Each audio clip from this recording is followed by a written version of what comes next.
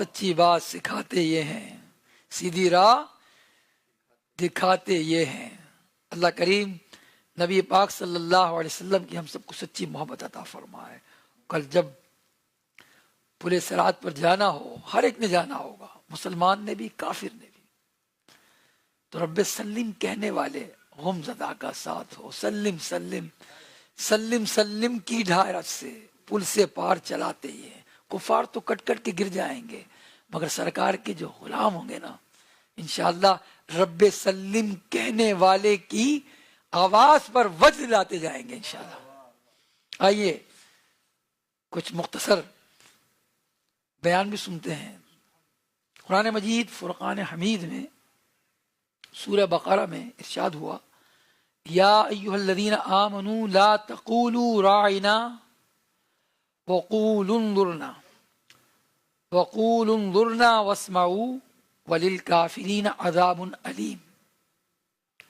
اللہ کریم ارشاد فرماتا ہے ایمان والوں سے کہ اے ایمان والو، راعنا نہ کہو اور یوں عرض کرو کہ حضور ہم پر نظر رکھیں، اور پہلے ہی سے بغور سنو، اور کافروں کے لیے دردناک عذاب ہے۔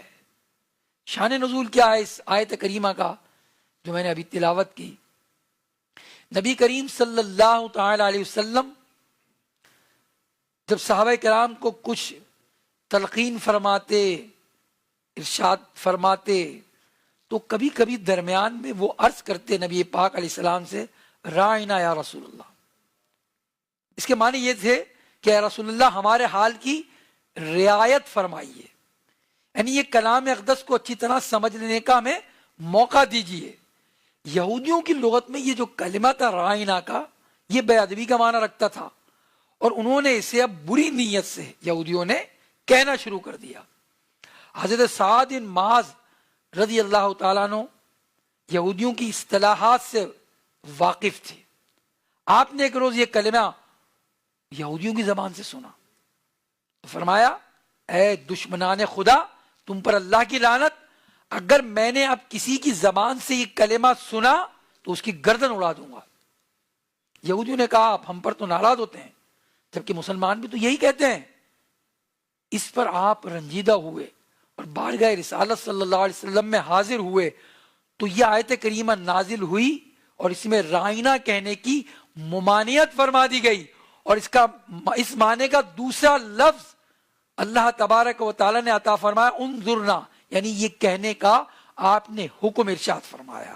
یہودیوں کی اس حرکت اور اس طرح کے طرز عمل کا ذکر کرتے ہوئے ایک اور مقام پر سورہ نساء میں فرمایا، یہودیوں میں کچھ وہ ہیں جو کلمات کو ان کی جگہ سے بدل دیتے ہیں اور کہتے ہیں ہم نے سنا اور مانا نہیں، اور آپ سنیں، آپ کو نہ سنایا جائے، اور راعنا کہتے ہیں زبانیں مڑوڑ کر دین میں تانا کے لیے، اور اگر وہ کہتے کہ ہم نے سنا اور مانا اور حضور ہماری بات سنیں اور ہم پر نظر فرمائیں تو یہ ان کے لیے بہتر اور زیادہ درست ہوتا، لیکن ان پر اللہ نے ان کے کفر کی وجہ سے لعنت کر دی، تو وہ بہت تھوڑا یقین رکھتے ہیں۔ مدنی چینل کے ناظرین، عربی زبان میں راعنا کا معنی اگرچہ درست تھا، لیکن یہودیوں کی زبان میں چونکہ یہ بے ادبی والے معنی رکھتا تھا، یا وہ اسے غلط معنی میں استعمال کرتے تھے، تو اللہ تعالیٰ نے اہل ایمان کو یہ لفظ استعمال کرنے سے روک کر بے ادبی کا ذریعہ ہی ختم کر دیا۔ اس سے معلوم ہوا کہ انبیاء کی تعظیم اور توقیر اور ان کی جناب میں ادب کا لحاظ کرنا یہ فرض ہے، اور جس کلمے میں ترک ادب کا معمولی سا بھی اندیشہ ہو وہ زبان پر لانا منع ہے، ممنوع ہے۔ ایک شاعر نے بڑا خوب کہا، فارسی کا شعر ہے، شاید اس کو ہمارے نعت خوان جو ہے وہ پڑھ دیں، اگر نہیں پڑھیں گے تو میں تحت اللفظ تو پڑھ ہی رہا ہوں۔ شاعر نے کہا، ہزار بار بشویم دہن بمشک و گلاب، ہنوز نام تو گفتن کمال بے ادبیست۔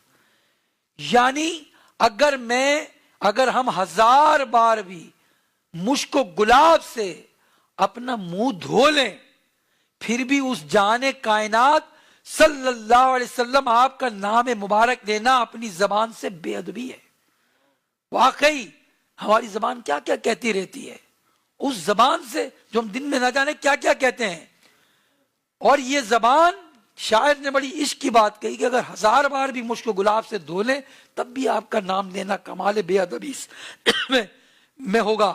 یعنی یہاں ادب بتایا گیا، ادب گائے ہیست زیر آسماں اس عرش نازک تر، نوس گم کردہ می آیت جنید و بایزیدی جا۔ یعنی آسمان کے نیچے ایک ایسی ادب گاہ ہے، روضہ رسول کی طرف اشارہ ہے کہ جو عرش سے بھی زیادہ نازک تر ہے۔ جنید بغدادی اور بایزید بستامی بھی یہاں سانس روک کر حاضر ہوتے ہیں۔ یہ بھی معلوم ہوا کہ بارگاہ الہی میں نبی کریم علیہ السلام کا بلند کتنا مرتبہ بلند ہے، اور آپ کی بارگاہ کا ادب خود رب العالمین سکھا رہا ہے، اور تعظیم کے احکامات خود رب العالمین جاری فرما رہا ہے۔ رسالت مآب صلی اللہ علیہ وسلم کی بارگاہ میں استعمال کیے جانے والے الفاظ اور انداز بیان میں بہت احتیاط کی حاجت ہے۔ بارگاہ رسالت میں الفاظ کے چناؤ پر قرآن و حدیث میں بہت سی مثالیں موجود ہیں۔ قرآن پاک کی ایک مثال تو آپ نے آیت کریمہ جو شروع میں نے تلاوت کی، جس میں لفظ رائنا کے بجائے انظرنا کہنے کا حکم دیا گیا۔ مزید مثالیں دیکھنی ہو تو سورہ قلم کی ابتدائی 16 آیات تلاوت کیجئے، سورہ دوحہ تلاوت کیجئے، سورہ کوثر کا مطالعہ کیجئے، اس کا ترجمہ و تفسیر پڑھ لیجئے۔ میں چند احادیث سے بھی آپ کی خدمت میں بات سمجھانے کی کوشش کرتا ہوں۔ حضور علیہ السلام نے حضرت عباس رضی اللہ تعالیٰ عنہ سے فرمایا، حضور کے چچا تھے، بڑی محبت کی بات ہے۔ حضور نے حضرت عباس سے فرمایا، چچا آپ مجھ سے بڑے ہیں۔ چچا حضرت عباس کیا کہتے ہیں؟ عرض کرتے ہیں میری عمر زیادہ ہے، بڑے تو یا رسول اللہ آپ ہی ہیں۔ کیا بات ہے! نبی پاک علیہ السلام کے لیے الفاظ کے چناؤ میں ایسا حسن ادب، صحابہ ایک دوسرے کے سامنے بھی ملوز رکھتے تھے۔ چنانچہ سیاستہ کی مشہور کتاب ترمذی شریف میں حضرت عثمان بن عفان نے حضرت قباس بن اشیم رضی اللہ تعالی عنہ سے پوچھا، تم بڑے ہو یا رسول اللہ صلی اللہ علیہ وسلم؟ تو انہوں نے عرض کیا، کیا بات کہی؟ انہوں نے کہا رسول اللہ صلی اللہ علیہ وسلم ہی مجھ سے بڑے ہیں، بس میری ولادت ان سے پہلے ہو گئی۔ یہ تھے صحابہ جو ایک الفاظ کا چناؤ کیسا تھا ان کا۔ مسلم شریف کی روایت میں عمران بن حسین نبی پاک علیہ السلام کی حدیث بیان کی کہ حیا خیر ہے، یعنی بہتری ہی لاتی ہے۔ یہ حدیث سن کر حضرت بشیر بن کعب نے کہا، حکمت کی کتابوں میں لکھا ہے کہ حیا ہی سے وقار اور سکینہ پیدا ہوتا ہے۔ حضرت عمران نے فرمایا، میں تمہیں حیا کے متعلق حضور علیہ السلام کا فرمان سنا رہا ہوں اور آپ مجھے اپنی کتابوں کی باتیں سنا رہے ہیں۔ گویا نبی کریم علیہ السلام کے فرمان کے بعد بھی کوئی شے اس وقت ایسی ذکر نہ کی جائے کہ جس میں برابری کا شائبہ ہو۔ ہاں، اور نبی پاک علیہ السلام کی شان میں حسن ادب کے الفاظ کی وجہ سے حکم شریعت یہ ہے کہ آپ کے لیے تصغیر والے الفاظ، شارٹ فارم والے الفاظ استعمال نہ کیے جائیں۔ چنانچہ امام اہل سنت فرماتے ہیں، لکھتے ہیں کہ نبی پاک کے متعلق چیزوں کے بارے میں صیغہ تصغیر کا استعمال کرنا مطلقاً ممنوع ہے، اگرچہ اس کا استعمال بطور محبت ہی ہو، بلکہ بعض اوقات تو بطور تعظیم بھی تصغیری صیغے استعمال کیے جاتے ہیں۔ لہذا شاعروں کو بالخصوص نبی پاک صلی اللہ علیہ وسلم کی شان میں ایسے الفاظ کہنا جیسے چہرے کو مکھڑا کہہ دینا اور انکھڑیاں وغیرہ، اس طرح کے استعمال کرنا الفاظ کو منع کیا گیا ہے۔ اس لیے امیر اہل سنت ہمیں فرماتے ہیں کہ بزرگوں کا کلام پڑھا جائے، جو عالم ہیں، ہمارے امام اہل سنت ہیں، صدر الفاضل ہیں، اور اس کے علاوہ امام اہل سنت کے صاحبزادے ہیں،